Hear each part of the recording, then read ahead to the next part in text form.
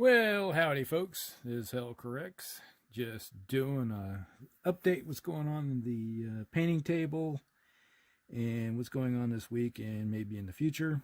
As you can see here, we have a couple scout cars from the American that can be used for bolt action or battleground from Easy 8. I finished this up. We had some warm weather, so I was able to prime this thing and get it done. So it was not a bad kit. It's, like I said, this one right here, that's the one we're talking about. The plastic was great. The instructions weren't so great. So it took a little bit of figuring out how to put it together. Got it together, primed it after our long cold spell. We went from having like 2 feet of snow on the ground to nothing now in like 2 days. And everything's flooding, so hey, welcome to the Midwest. Now, what we have here is this is the Warlord Games M8 scout car used in World War II. It's still, and later on, as a turret on here, we got the little 50 cal, we got the 37 millimeter cannon, and it's got a coaxial 30 cal. So we have all that. It's got the mud effects on it, so it's all nice, dirty, and grimy like it should. If it's a scout car, it's out there doing its job of running through the muck and mud on the highways, roads, and everything. So there's supposed to be one thing that I did not put on it. There's supposed to be a big, giant, massive star on the front. That thing. I did not put it on. Is from my read of accounts is that they turned around and covered the things up like that because it gave, like in low light conditions, a nice bright spot to aim for. So they didn't like that, so they got rid of it.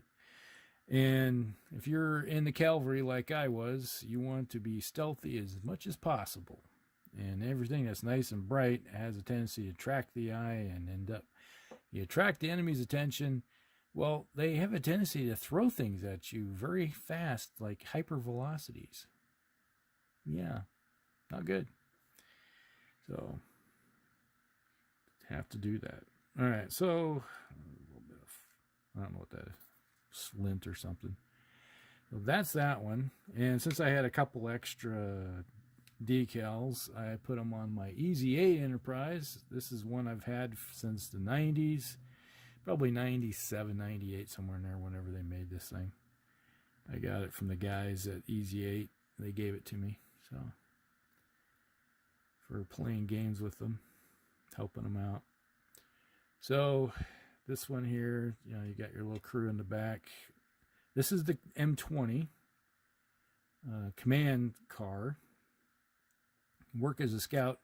It's supposed to have, like this one has, you can see the little ring mount, the pintle mount up there on the top. These also had them, but there's many accounts where they would take that thing off on either vehicle and then just put a pintle mount like this one does to make it easier to swivel around.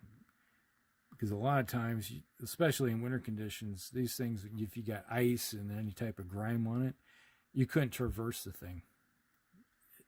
From my own experience of being on the tanks, it's something you don't want to mess with. That's why a lot of U.S. Army has a lot of pintle mount stuff on stuff. Oh, he's falling off.